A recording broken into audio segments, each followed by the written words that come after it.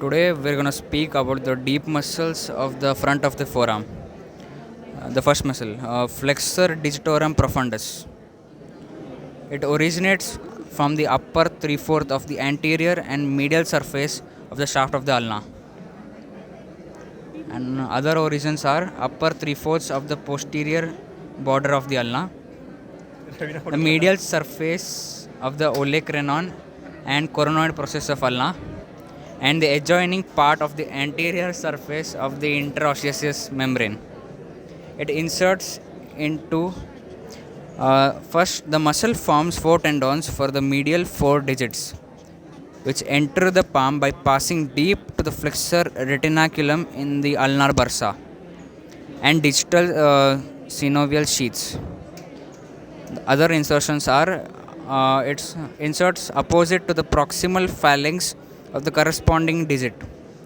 The tendon perforates the tendon of the flexor digitorum superficialis.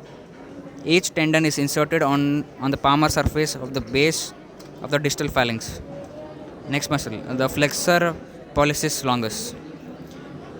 It originates from the upper three-fourths of the anterior surface of the shaft of the radius. It also originates from the adjoining part of the anterior surface of the interosseous membrane. It insertion.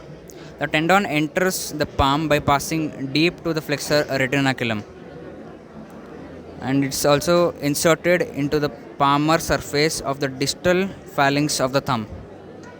Next muscle, the pronator quadratus. It originates from the oblique ridge on the lower one-fourth of the anterior surface of the shaft of the ulna and the area medial to it. Insertion. The superficial fibers insert into the lower one-fourth of the anterior surface and the anterior border of the radius. The deep fibers insert into the triangular area above the ulnar notch.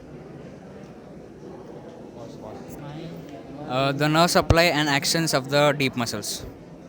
All the muscles, which include the flexor digitorum profundus, the flexor pollicis longus, and the pronator quadratus, is supplied by the anterior interosseous nerve, and also the flexor digitorum profundus is supplied in the medial half by ulnar nerve, and the lateral half by anterior interosseous nerve.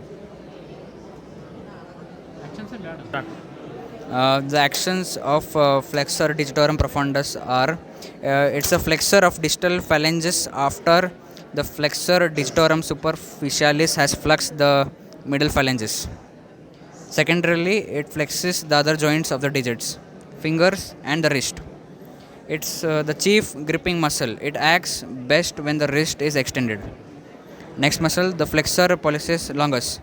Its actions are it flexes the distal phalanx of the thumb. The continued action may also flex the proximal joints crossed by the tendon.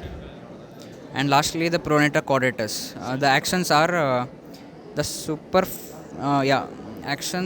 superficial fibers pronate the forearm, and the deep fibers bind the lower ends of radius and ulna. Thank you.